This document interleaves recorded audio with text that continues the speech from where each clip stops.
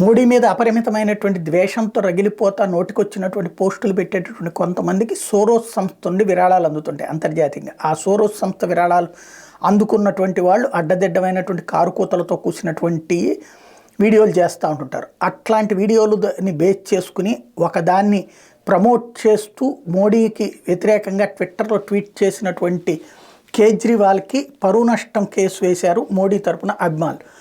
ఆ కేసులో నుండి తనకు విముక్తి కల్పించాలి, అది నేనేం మాట్లాడలేదు, అందులో ఎవరో ఒక అబ్బాయి దాన్ని నేను భావ ప్రకటన స్వేచ్ఛలో భాగంగా దాన్ని షేర్ చేశాను తప్పించి నాకేం సంబంధం లేదంటే కేజ్రీవాల్ కోర్టులో ఆ పరువు నష్టం దావా కేసు కొట్టేయమంటే అందుకు అంగీకరించలేదు న్యాయస్థానం. పరువు నష్టం ఫేస్ చేయాలని చెప్పింది. Delhi high court refuse to quash the criminal defamation case filed against Arvind Kejriwal for retweeting a controversial video by Dhruv రాతే.